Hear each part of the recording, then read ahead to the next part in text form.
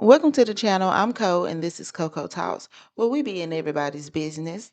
So we have Myron Gaines on Anton Daniels. I think this is the Millionaire Morning Show. I'm really not sure, but I think that's what panel this is. I know this is not after hours, but they have Myron Gaines on here, and it's be a pick me, leave your single friends behind. Do you believe that? I was just gonna ask, well, because I know Mika brought up the topic of being called a pick me. What do you do as a woman when you're being called a pick me by men for supporting men? Because I You don't tell think that them, gets brought up. yeah, I think you should roast them and say you should be honored that I'm even doing this, you dumbass. Like I would literally tell like any guy that tries to shame you for actually being a woman, Because like there's men in the chat that'll say it, especially if I support Anton. Ugh, they hate that. yeah, and these guys are simps a lot of the times, like because they don't understand because it's so for a lot of guys, right? Them seeing a naturally submissive woman is like crazy to them because a lot of women aren't anymore. Like the average woman is, I'm independent, I'm strong, I could do everything a man could do. So when a lot of these guys that are younger that are not used to seeing a naturally feminine woman, they'll see it and they're like, what is this? This is weird. Like she's listening to a man. This is a foreign concept. Like the whole concept of male authority has been killed over the past 30 to 40 years. So like younger guys, right, or simps, they don't understand that this is how women are actually supposed to behave. But since we've been indoctrinated with feminism so much and it's so ubiquitous in our society, um, guys don't even know how to respond to that. So like when guys are saying, "Oh, you're a pick me," tell them you're a bitch ass nigga, just straight up like that. That's what I would say. No, no, Well, one time, he's one time, right because um, When a dude call a woman to pick me, 9 times out of 10 is when the dude don't like what the other dude has to say and it's a woman that's backing him or whatever. Then I see a man saying that, or when it's men that want to cater to the majority of women, they'll say that because they know that majority of women do not want to hear what the fuck the man got to say. he's right because they do that a lot of the times, and they'll even do that if you just give your honest thoughts and opinions. And a person like me, where I grew up, where everybody is a housewife, everybody, they'll be like, "Oh, well, that's not the norm. That's not natural. That's not this. You must be a chameleon. You must be this." And so I see it just like Molly said on the female side and the male side. But I think it's feminism that has gone both ways. Like there are a lot of men that do, intertwine with feminism, even though they don't really say it. So there's Mm-hmm. two. So the thing I think that's important is like to kind of understand that to make this make more sense. The two genders are calling you a pick me for different reasons. Right. So the women are calling you a pick me so that you no longer become a qualified potential to a man of status because men of status are screening for that, right? Women sabotage each other all the time. That's why they compete when because what I've noticed with women is like it's a battle of the cerebral, right, and the surreptitious. And what I mean by that is they'll try to one up you by, and I'm sure all you ladies can attest to what I'm about to say. They'll one up you by trying to dress better than you. They'll one up you by trying to be prettier than you. You guys are going out to a function. It's a competition with who could look better, right? It's all about, okay, I'm going to be the prettier one so that I can go ahead and get the higher status males. So if you exude personality traits that higher status men look for, they're going to call you a pick me to disqualify you from the mating process. And it's a very evil thing that women do surreptitiously, of course, because women battle in the cerebral, right? Now, when men call you a pick me, it's one of two things. It's either they're a simp and just don't, they're a simp and they're used to like women that are more masculine and they're not used to seeing that. So that's how they respond. Or, or B, they're just retarded and they haven't seen that type of woman because they might be young, they're not familiar with this because feminine women is like rare to come by nowadays, very difficult to find. So that's what I've realized the two genders do it. Men do it from a position of stupidity and naivety. Women do it from a more vicious perspective of trying to disqualify you from potentially higher status men that are literally screening for women that are compliant and submissive. Because hypermasculine men are very how do I say this? They're very privy to women that are feminine because that is their opposite. That's what they're looking for. Just like women are hyper attracted to dominant, assertive, masculine men, men are very attracted to feminine, compliant women. And when women see you behave this way, and they know deep down, it's almost like a defense mechanism. When they see you behave this way, that's their way of getting you to not be qualifiable to a higher status guy that's screening for that very femininity you're displaying. Let me well, when ask I you. learned about I the, would, oh, I go would, ahead. Go ahead, Carrie. Go ahead, Carrie. No, I was just gonna say when I learned about what a pick me was, because I didn't learn about it until Clubhouse came out and somebody called me that. I didn't even know to be offended. And once they explained to me what it was, I leaned into it because I was like, well, isn't the goal to be picked? And I got picked. So I'm cool with it. I just And leaned the other into the thing too, term. it's such a foreign, especially in the black community, right? Don't want to make this a racial thing, but it does matter to a degree. In the black community, coming across feminine women that are actually black as well, it's like a novelty almost. Like it's not common because so many black women are kind of like taught to be independent of men, don't rely on a man or whatever, just from like, the culture and everything else like that. So when they do see a black woman that's submissive and feminine or whatever, it's like almost a culture shock to them. And then, like you said, you're taken, you found a man. So boom, clearly it worked. Other people are going to try to sabotage you, but I look at it like a woman's biggest W isn't her title. It's, do you have a man that is committed to you and do you have a family? I think that's the biggest W for a woman. I put more value on a housewife than a career woman every single day. And I think we need to go back in a society where we prioritize and respect the women and cherish and protect the women that want to be mothers, not the women that want to be career, whatever. And here's my other thing, right? Because everyone says, oh, Myron, you're just anti-feminist. You hate working women. This is my thing. If women want to work, fine. I don't really have a problem with that. They want to enter education, cool. But we need to be honest with them and tell them this whole cold hard reality, right? And I'm going to tell my daughter this too one day. If you decide to pursue a career and acquire status and excellence and resources, you are dwindling the potential pool of men that will want you. And not only are you dwindling them, you are making them less likely to want to be with you because they don't want to date themselves. So I always say when women become successful, doors close. When men become successful, doors open. So I would tell her to go into education and getting a job with her eyes wide open. I'll say, look, you go to school, but start looking for a husband while you're there. I had a very tough talk with my sister a couple of years ago, and I'll never forget this. She was about 27, studying to be a doctor. She was about to go into med school, and I knew kind of what was going from there. And I'll never forget this. We're in Brooklyn, we're sitting there, and I'm parking her car, parallel parking there. We're having a discussion. And I looked at her, I said, don't be a stupid bitch. Find a man now while you can. It's going to be harder for you when you become a doctor.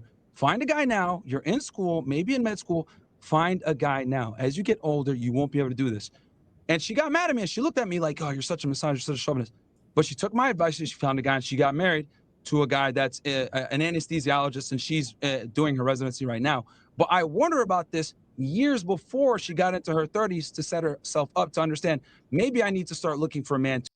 Just because you mess up in life doesn't mean that the best option is still not the best option. You just didn't, you know what I'm saying? You just didn't get to do it that way.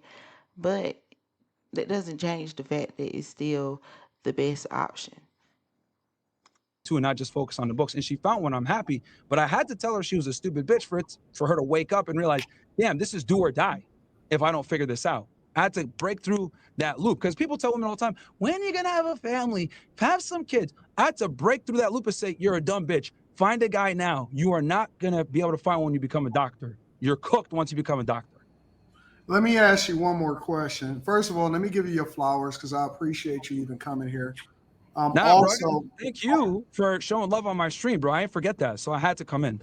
Thank you. no, I think that we over time you just grow. I've grown personally myself and matured in a lot of ways to where I realize that I can't let other people put batteries in my back to ultimately feel some type of way about people that I've never even met before. So I had to go and check myself and then also observe some of your content in which I've learned a lot about you. And one of the things that I've learned about you, and I've actually given you a lot of props for it in your platform, is that you spend a lot of times. I know a lot of people spend a lot of time talking about your take on women and things like that. But one of the things that you guys don't get a lot of credit for is all of the game that you give and all of the encouragement that you give to a lot of guys on finances, resources, Thank you, bro. leveling up, fitness, all of these things. So first of all, I want to give you your flowers for that because I think that a lot of times we don't give people their flowers in real time. And people are so quick to react to things that they think is salacious instead of observing a whole picture. And so, first of all, I want to give you your flowers from that. Thank you, bro. Thank you. And we need you in Miami to do a show, bro. When you get it, whenever you're down here. Absolutely, 100%. The second thing that I want to ask you is just a personal question about you personally. Sure. Do you ever plan on getting married? And if so, what would that look like? Fantastic question. I get this often. It's so the way I'm going to do it is going to be a bit unorthodox, but I think number one, the nuclear family, I think, is the backbone of any society. We need it. It's very important. I think the destruction of nuclear families was set blacks back a lot, because during the civil rights era, we had more families and we're more successful, despite the fact that we had the most segregation, the most racism, and the most oppression, right? So that goes to show how powerful the nuclear family is. Number two, when I do decide to get married, what I'm going to do is I'm not going to involve the state. And the reason why I would get married is solely for kids, to create that environment where, the child is like, oh, mom and dad are together, and they have a conventional relationship to a degree where there's a marriage. I just wouldn't do it with the state, because I do think marriage is important for a family. But just the way we go about it today is extremely dangerous and, problematic for men, because we put so much on the line, and women literally are incentivized to divorce us, especially if you got some money. That's fair. Does anybody else have any comments or questions for Myron before we go ahead and wrap up the show? I understand why men are, on the fence about getting married, because I done seen too many cases where women destroy men for no reason. Man ain't did nothing. You can tell the man a good person. You can tell he want to see them goddamn kids. And this hoe won't let him see his kids all because she want a quarter. Ooh, I can't stand them. But yeah, let's keep going. And I didn't mean to come in here and take all the thunder, guys, man. No, You no, guys. no. I like to extend the platform. We on here regularly, so the people that you see here right now, it's not uncommon for us to be here on a regular basis. But Okay. I always like to give the floor, you know what I'm saying, to you, and then we chime in because it's not a normal thing that we get somebody in here to where we actually respect enough to actually, you know what I'm saying, hear them cook and let them get their And opinion. I do want to give the ladies on the panel a degree, like a huge amount of support and love, because usually when I say these talking points, a lot of women like, oh my God, this guy is crazy, blah, blah, blah. And I've noticed that you guys have actually been intently listening to everything I've been saying. And I do appreciate that, because most women just get triggered and go off the rails. But for you guys allowing me to give my points and kind of expanding on it, it makes a lot more sense. When I say it originally, it's shocking. But then when I explain, hey, this is how I came to this conclusion, um, and people afford me that opportunity, a lot of times they end up agreeing with me. Anton knows how to pick his women. Well, I agree for two reasons. Words themselves are not like inherently offensive. Like, you're offended because you believe it to be true. So you can talk all you want about Black women. If it doesn't apply to me, there's no reason for me to be offended. And then Quentin will tell you, I wish Black women had that mindset that you have. It's like they look at it as like, oh, you're making general statements. It doesn't apply to me. I'm high IQ enough to realize like you're not talking about me. So whatever. But they're looking from the emotional standpoint, because most women are emotional, but you could have enough logic to say, okay, well, he's not. It doesn't apply to me, and you can have enough logic to look outside of yourself and say, yeah, most do act like that, and then a lot of women act, like they're offended by vulgar language. I think that a lot of people want people to push back for the sake of pushing back, but you can have a difference of opinion in somebody, but sometimes you align with what it is that they're saying. If you understand what they're saying and they making valid points, it's not always necessary to push back just for the sake of pushing back. You know what I'm saying? So I don't understand the whole hey, you guys got to push back thing. I don't subscribe to that. I just think that when people are cooking, then you give them the floor and you let them do their thing. I don't understand that. So Yeah, I mean, Yeah. I'll give you guys an example, right? So I am very critical of when it comes to politics, and I'd use this example just because it makes sense and it can kind of explain the difference. I'm very critical of Israel. I have made a lot of comments on the state. I have my political grievances, whatever. But I do have friends and colleagues that are hardcore Zionists. And though this should be a dividing line where we should never be talking to each other, we should literally hate each other. I do think it's important to, you don't have to be great friends with them, but I do think it's important to have people in your circle or your realm of influence that oppose your views, because it kind of keeps you sharp when you have a discussion with them. It keeps you on your P's and Q's. So I think not just from a networking perspective, but I think just being able to agree to disagree is a very adult thing to do that's kind of missing from society. So yeah, it's something that's really important a lot. It's a lot of people that just that act retarded just because you think different from them, and now they hate you. They can't stand you. Now they want to block you. I don't like when people block me. People block me all the time, but I don't care. Many people have. Well, listen, I I appreciate you agree for with you. coming through. No, Um, thank you for having me, bro. it's been a great stream, and then to have you, top it off with your insight and information. Again, I don't think that people get a lot of enough credit, and I'm gonna give you your flowers right now. I think that you dope, bro, and I absolutely love. I'm not even so much into the content. I know that there's an audience for the conversations when it comes to relationships, but the stuff that I really value that you've been tapping into is the Fed React stuff. Oh, And thank you, bro.